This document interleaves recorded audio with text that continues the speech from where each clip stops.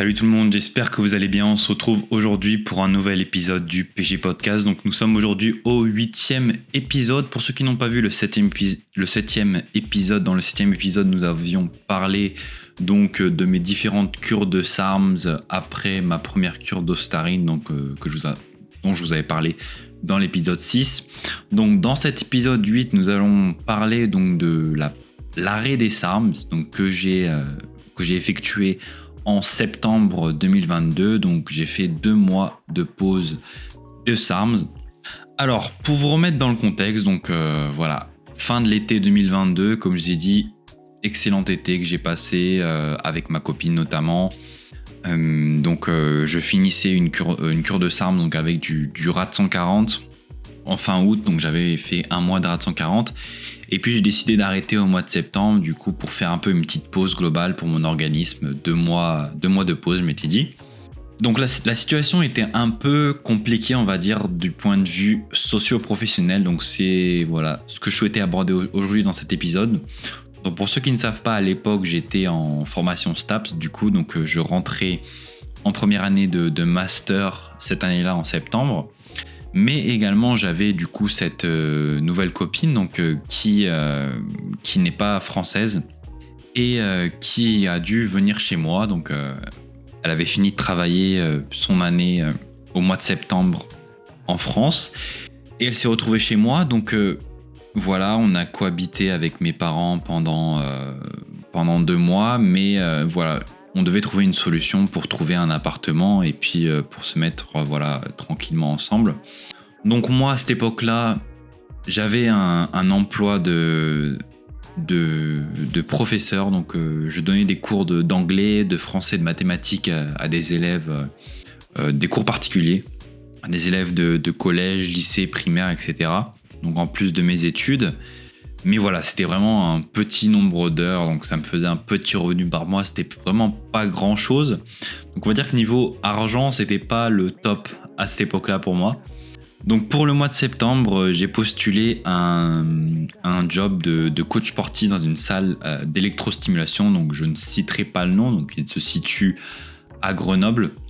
Et donc je postule, je passe l'entretien d'embauche, tout se passe bien, mon profil correspond bien, etc. Donc je suis accepté pour cet emploi, donc je commence dès le mois de septembre. Le contrat, c'était un contrat donc en CDD, donc de 25 heures par semaine, donc jusqu'au mois de mars, puisque ensuite au mois de mars, normalement, je devais faire un stage avec mon master et c'était possible de le faire dans cette entreprise. Donc du coup, eux, ils m'ont mis en CDD jusqu'à ce stage-là. Et c'était prévu que je fasse le stage dans cette entreprise. Donc 25 heures par semaine quand même, en plus de mes études, donc qui prenaient 15-20 heures par semaine. Donc j'avais un emploi du temps vraiment très rempli. Mes horaires, c'était 17h-21h, à peu près tous les jours de la semaine. Et le samedi, 9h-15h. Donc c'était un emploi qui, au début, me plaisait. Enfin, on va dire... coacher des gens, faire du coaching sportif en direct. Donc c'était en fait, l'emploi consistait en des séances de coaching d'une 20aine de minutes avec un appareil d'électrostimulation, donc en faisant des mouvements. Et ensuite on devait nettoyer, habiller les gens, etc. Donc également s'occuper du système de rendez-vous, répondre au téléphone, faire le ménage. Enfin voilà, c'était un peu un job complet, on va dire. Mais voilà, le salaire, c'était le SMIC. Donc j'avais cet emploi de 25 heures par semaine, en plus des cours, et en plus de devoir chercher un appartement. Donc j'avais vraiment un emploi du temps rempli. Je m'entraînais à la salle entre midi et 2. Vraiment, là va-vite, j'avais pas le temps de m'entraîner. Et en plus, il y avait la situation avec ma copine, donc de devoir régler tous ces problèmes de visa, etc. Donc au mois de septembre, j'avais cet emploi du temps chargé. Fin septembre, nous avons dû partir à Madrid donc, pour faire le renouvellement de son visa, donc pour qu'elle obtienne un visa français, puisqu'elle avait un visa espagnol à la base. Et du coup, on va à Madrid, elle fait sa demande de visa, et la demande de visa, il y a un papier qui manque ou je sais pas quoi. Du coup, voilà, ça marche pas pour cette fois. elle doit y retourner une prochaine fois. Donc on retourne en France. Et là, pour vous dire, ma situation financière, elle était assez critique. Hein. J'avais quelques revenus avec YouTube, mais c'était vraiment très peu. Et j'attendais vraiment la paye de cet emploi, donc d'être payé 1000 euros pour le mois de septembre.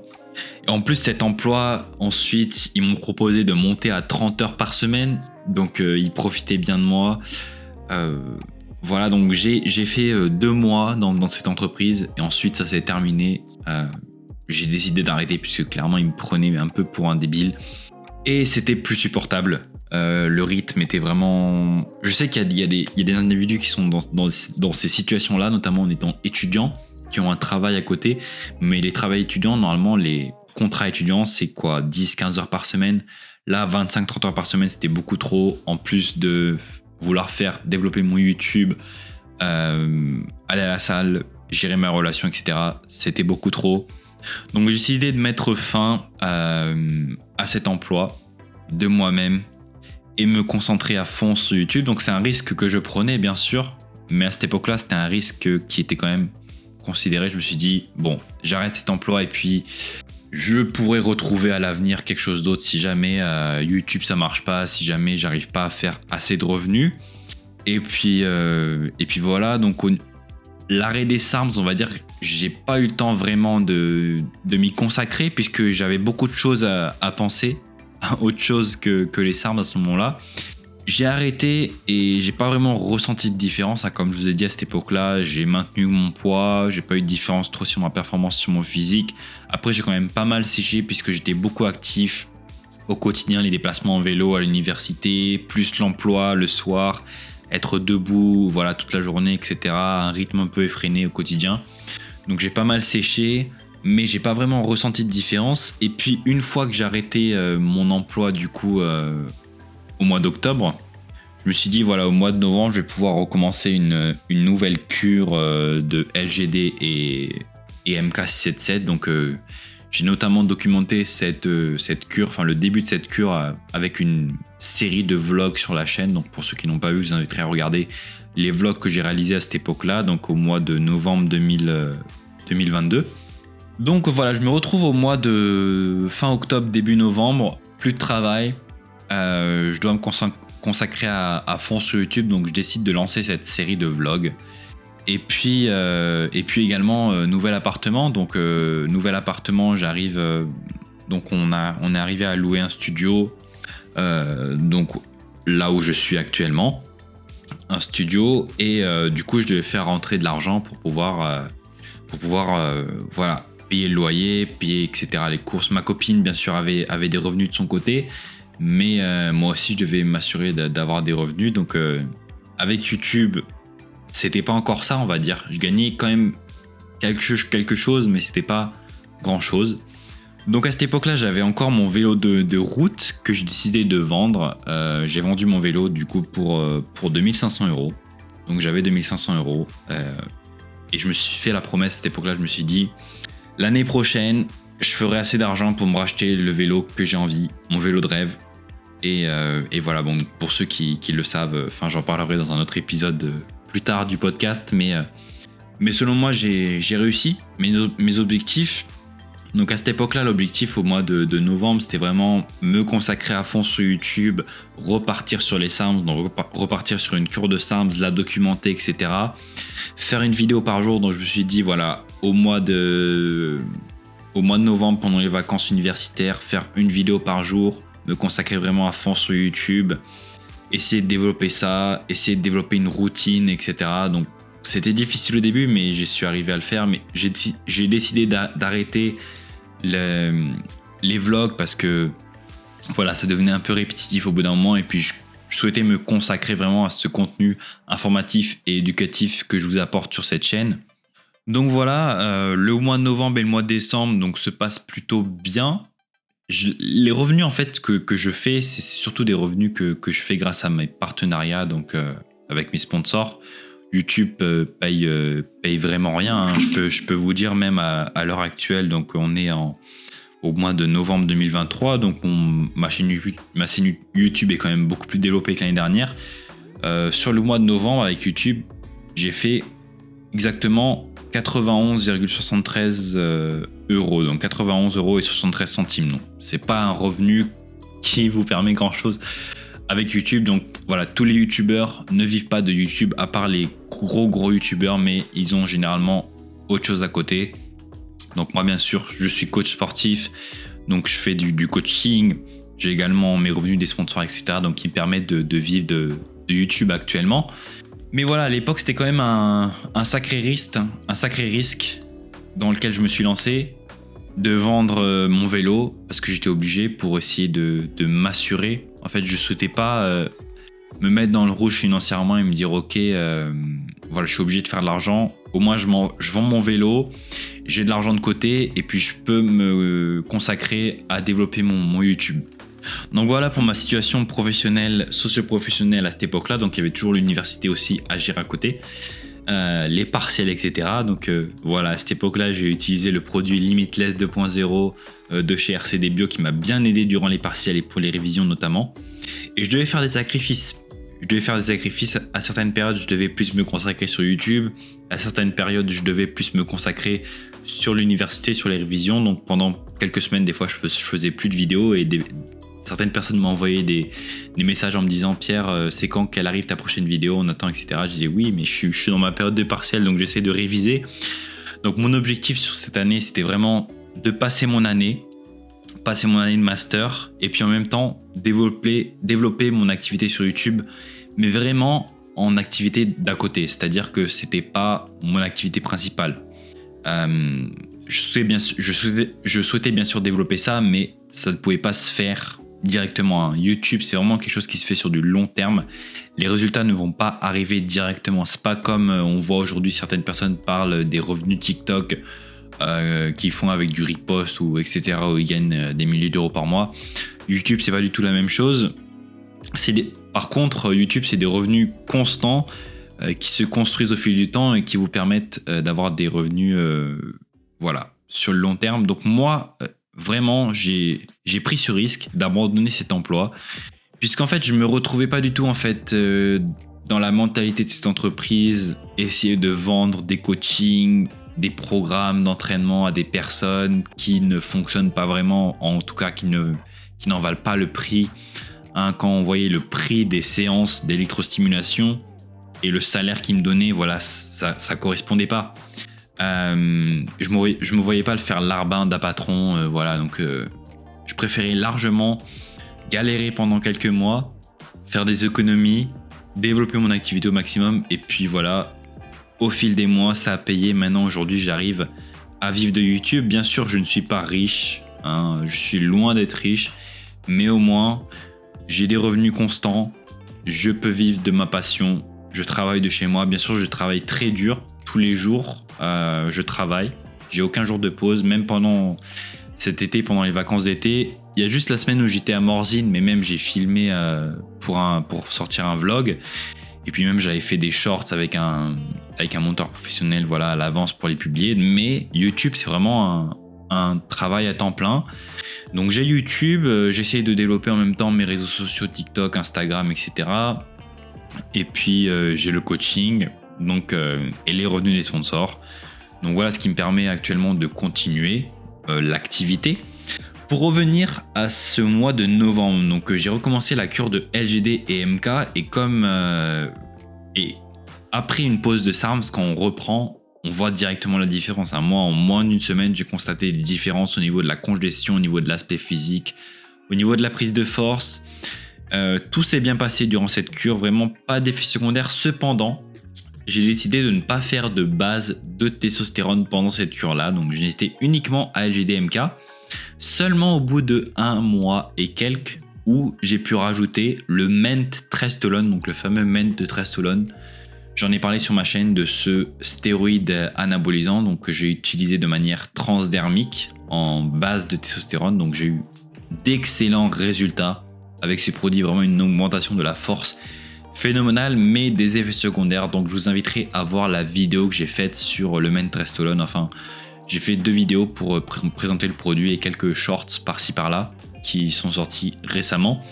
Mais voilà, j'avais cette base de testostérone, donc j'ai vraiment atteint un pic physique fin décembre 2022. Et ensuite, mois de janvier 2023, j'ai arrêté de nouveau les SARMs, donc j'ai fait 1 mois et demi de pause sans PCT.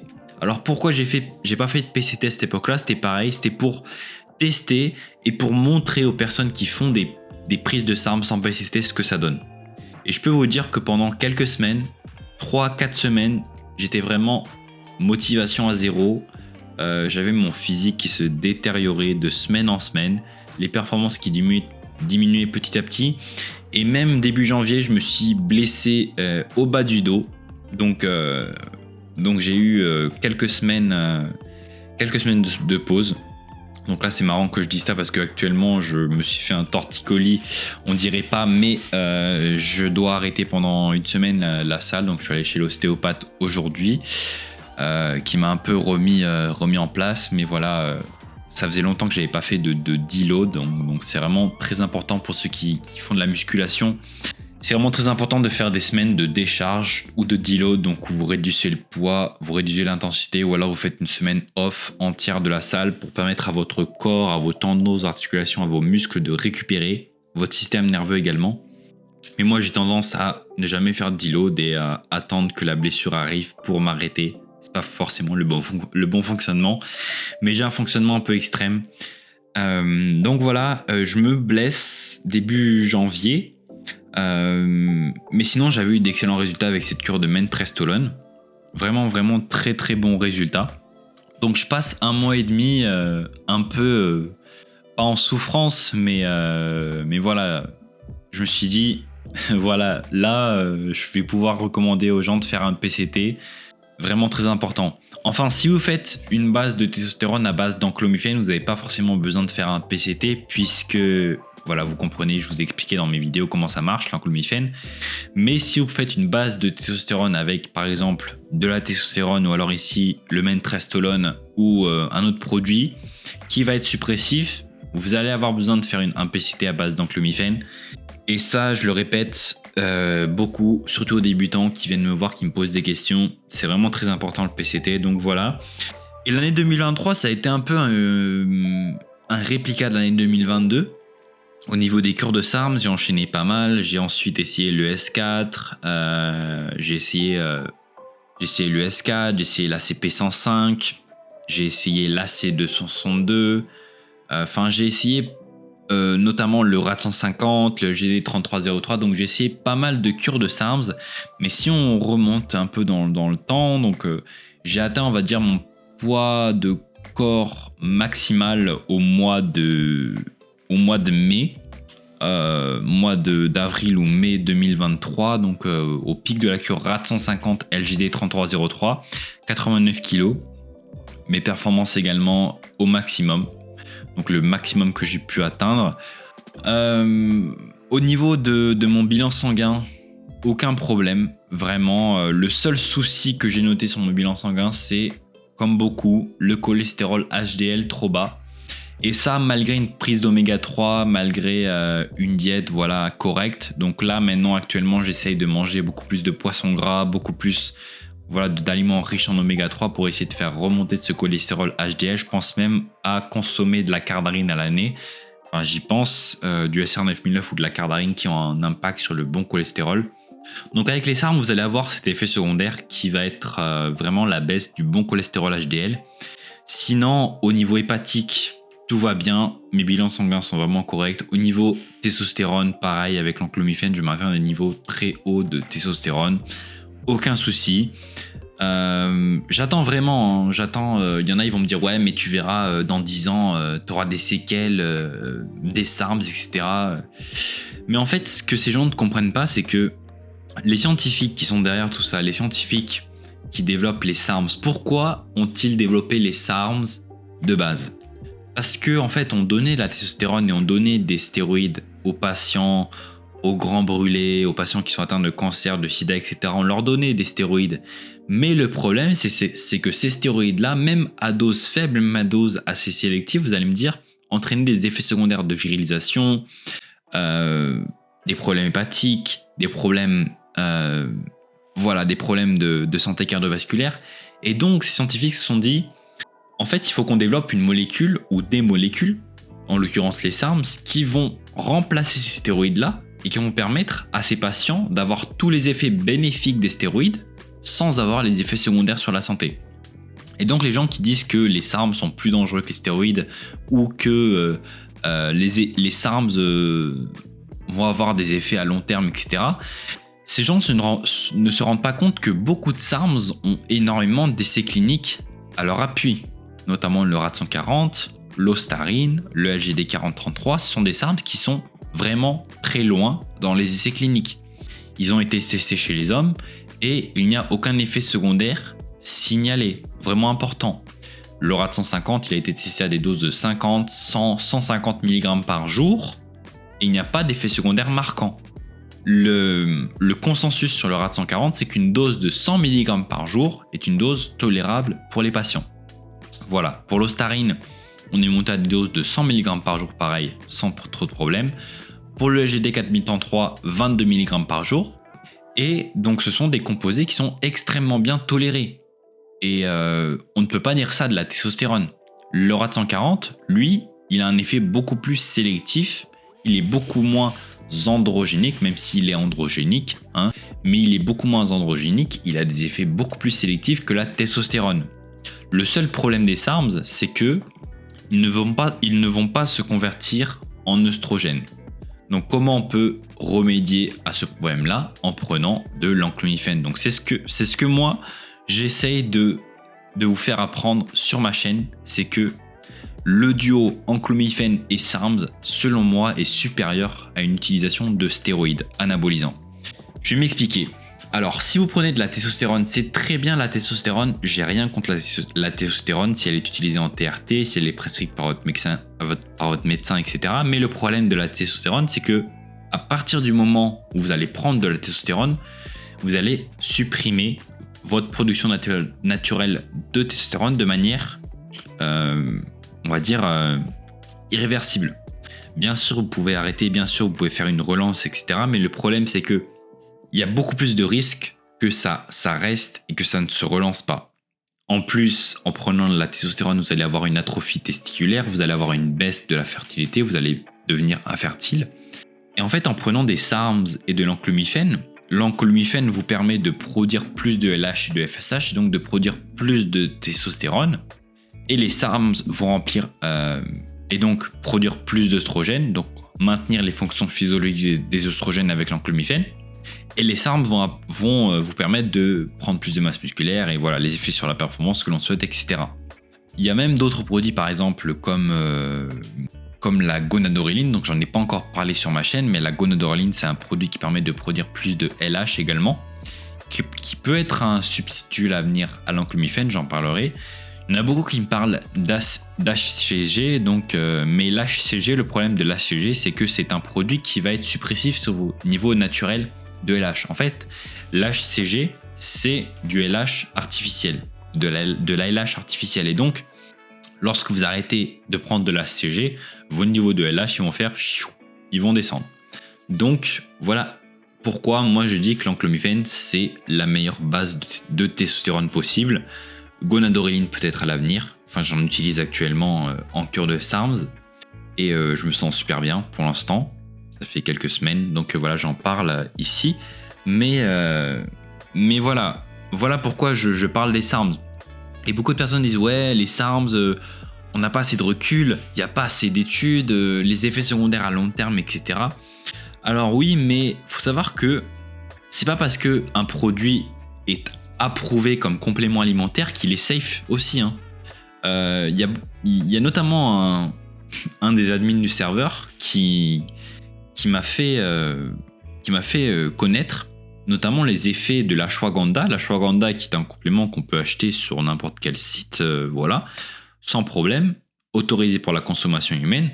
L'ashwagandha est un complément alimentaire qui est hépatotoxique, qui a des effets de toxicité sur le foie. Il y a beaucoup de rapports anecdotiques des individus qui ont eu des problèmes hépatiques suite à la prise de l'ashwagandha. Donc ce n'est pas un produit 100% safe, pourtant c'est vendu en tant que complément alimentaire. pareil, il y a des individus qui me disent ouais mais les SARM c'est pas naturel, c'est du dopage, etc. Ces mêmes individus-là vont prendre de la créatine monohydrate. La créatine, bien sûr que c'est un produit qu'on retrouve naturellement dans notre organisme, mais la créatine monohydrate, ce n'est pas un complément naturel, ce n'est pas quelque chose de naturel, c'est quelque chose d'artificiel. Ils vont dire ouais mais la créatine c'est naturel, ça affecte pas tes niveaux hormonaux. Bien sûr que si, la créatine ça fait augmenter tes niveaux de DHT. Et donc ces individus-là vont être prêts à dépenser des sommes d'argent exponentielles, extravagantes dans des compléments alimentaires qui vont avoir des effets peu notables sur la performance. Et encore, moi je suis pour la créatine, hein. Je dis que c'est un complément alimentaire qui marche, qui est extrêmement bénéfique, mais c'est pas un complément alimentaire 100% safe. Il y a des effets secondaires possibles à la créatine. C'est comme avec les SARMs. Même si les SARMs ne sont pas approuvés pour la consommation humaine, ils ont quand même beaucoup de littérature scientifique derrière eux qui montre qu'ils sont extrêmement bien tolérés.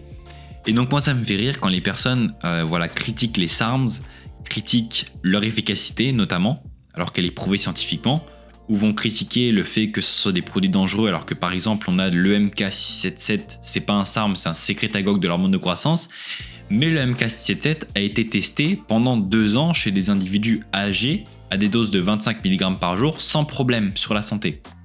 Donc voilà, quand j'ai ces remarques-là sur les SARMs, etc., que c'est des produits dopants, après on peut parler si on veut du débat éthique, du débat législatif, etc., tant qu'on veut.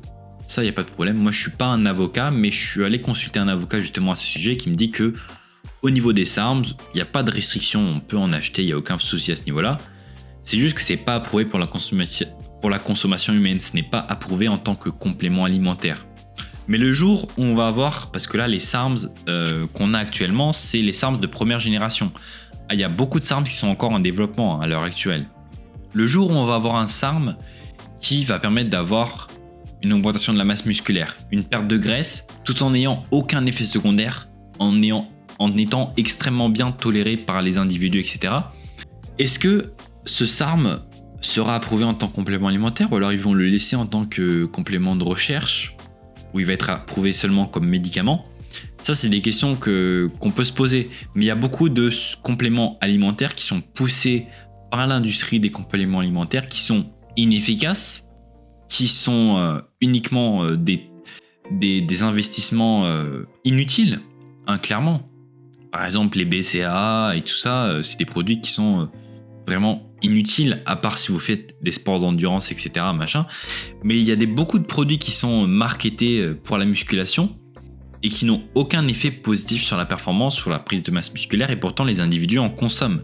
Pareil, il y a le collagène qui est vendu comme étant un produit révolutionnaire sur le collagène, sur la santé des tendons et des articulations, etc. Mais prendre du collagène en soi, du collagène en tant que complément alimentaire, j'ai vu ça dans un podcast l'autre jour avec un individu qui est vraiment très calé sur le sujet et qui parlait justement de cette efficacité des suppléments de collagène qui ne sont pas efficaces finalement. Alors que vous avez des SARM comme l'ostarine ou un sécrétagogue de l'hormone de croissance comme le MK677 qui peuvent être pris par voie orale, qui sont extrêmement bénéfiques justement pour le collagène, pour la production de collagène. Et donc voilà, il y a ce débat-là. Est-ce que vous voulez dépenser 50 € dans un complément de collagène qui va être peut-être pas forcément efficace, ou vous dépensez 50 € dans du MK677 qui lui est efficace, mais qui n'est pas approuvé comme complément alimentaire. Donc voilà, il y a ce débat éthique et légal sur le sujet. Je ne vais pas y rentrer spécifiquement aujourd'hui. Mais voilà, pour parler des SARMs, donc là je suis un peu parti loin du sujet du podcast. Donc voilà par rapport aux SARMs, donc je souhaitais juste faire ce point. Donc ce podcast est parti un peu dans tous les sens.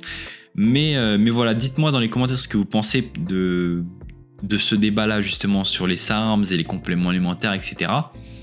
Sur les entreprises qui vendent des SARMs, est-ce que pour vous c'est éthique? Est-ce que pour vous c'est quelque chose de bon ou pas? Moi je considère que tous les compléments alimentaires, SARMs ou stéroïdes anabolisants devraient être légaux, devraient être en accès libre. Hein, les individus sont grands, ils devraient être éduqués sur le sujet, savoir ce qu'ils font avec, et voilà, être éduqué et pas prendre n'importe quel type de complément sans faire des recherches à l'avance sur ce qu'ils prennent. Donc voilà ce que je pense par rapport moi aux composés de recherche. Beaucoup de gens vont dire ouais mais t'es sponsorisé par des entreprises qui vendent des composés de recherche, du coup ton point de vue il est biaisé. Alors oui certainement, mais en fait le truc c'est que tous les individus qui prennent des SARMs ou qui prennent des composés de recherche qui ont des études scientifiques qui montrent leur efficacité à l'appui, ils ont des résultats. Alors que tous les individus qui prennent des compléments alimentaires qui sont approuvés pour la consommation humaine, par exemple l'ashwagandha, ils n'ont pas forcément des résultats et ils peuvent avoir des effets secondaires graves comme l'hépatotoxicité, alors que c'est un complément alimentaire qui est autorisé. Donc voilà par rapport à ce débat complément alimentaire versus composé de recherche. Donc voilà, pour revenir sur le podcast dans la globalité, donc lorsque vous arrêtez les SARMs, personnellement, moi j'ai pas vraiment constaté de changement, que ce soit cette année-là, 2023 où j'ai fait un arrêt des SARMs ou l'année dernière en 2022. J'ai pas constaté de différence sur mon physique, peut-être un peu moins de congestion, mais sinon j'ai maintenu de la masse musculaire, pareil pour cette année. Par rapport à ma situation professionnelle, socio-professionnelle, donc aujourd'hui je suis à 100% dans YouTube. Je regrette pas du tout d'avoir pris cette décision l'année dernière et j'encourage toutes les personnes qui ont n'importe quel autre type de projet. N'hésitez pas, franchement, si vous avez un projet d'ouvrir une entreprise ou vous êtes actuellement salarié mais vous souhaitez développer un truc à côté pour faire un revenu passif ou autre chose, franchement lancez-vous. Même si ça marche pas, ça vous apprendra quelque chose. Moi je regrette pas d'être sorti du système universitaire, voilà, du système du salariat, même si je n'ai pas passé beaucoup de temps vraiment là-dedans, mais je regrette pas du tout parce qu'aujourd'hui je travaille, bien sûr je travaille dur, mais je travaille à mon compte, je travaille de chez moi, je travaille où je veux, quand je veux. Bien sûr c'est pas tout rose, tout est génial, etc. Mais je vous encourage fortement. Après, si vous êtes dans le salariat et que ça vous convient, bien sûr, restez-y. Si vous avez votre confort, si vous avez vos habitudes, etc. Mais si vous n'êtes pas content de votre situation, sachez qu'il y a des opportunités de partout aujourd'hui. Et vous êtes à quelques mois, ça se trouve, de complètement changer votre quotidien. Enfin, en tout cas, moi, c'est ce qui s'est passé. J'ai lancé ma chaîne YouTube l'année dernière, en mi-2022. Et là, je me retrouve fin 2023 à être 100% là-dedans. Donc, je suis 100% là-dedans depuis le mois de mai 2023. Vraiment, où je me suis lancé... j'ai considéré que je me suis lancé à 100% dans cette activité. Donc voilà, en moins d'un an, on va dire en un an, j'ai réussi à lancer une chaîne YouTube, à créer une certaine communauté. Et aujourd'hui, à pouvoir en vivre, à pouvoir avoir des projets pour le futur. Donc voilà. Si vous avez des questions, si vous souhaitez que j'aborde ce sujet de l'entrepreneuriat et tout ça dans un autre épisode du podcast, n'hésitez pas à me le dire en commentaire. Donc voilà, je pense que je vais m'arrêter aujourd'hui pour ce podcast. J'espère que cet épisode vous aura plu. Si vous avez aimé le podcast, n'hésitez pas à liker sur YouTube, à laisser un commentaire. Ça aide toujours pour l'algorithme YouTube, à vous abonner à la chaîne et activer la cloche des notifications pour manquer aucune des prochaines vidéos. Si vous m'écoutez sur Apple Podcast, Spotify, Deezer, etc. N'hésitez pas à me laisser un avis positif, à sauvegarder, ça m'aide énormément les gars. Franchement, merci beaucoup pour tous ceux qui soutiennent ce podcast. Pour ceux qui écoutent ce podcast et qui ne connaissent pas forcément ma chaîne YouTube PG SARM, je vous invite à regarder mes vidéos. Donc je parle sur ma chaîne de l'exploration un peu du biohacking, donc que ce soit l'utilisation des SARMs, des nootropiques, des compléments alimentaires à visée d'amélioration de la performance sportive, intellectuelle, physique, l'amélioration de vos conditions de vie en général. Donc voilà, n'hésitez pas à y faire un tour. Et puis voilà, on se retrouve la semaine prochaine pour le prochain épisode du PG Podcast. Allez, salut tout le monde. Bye bye.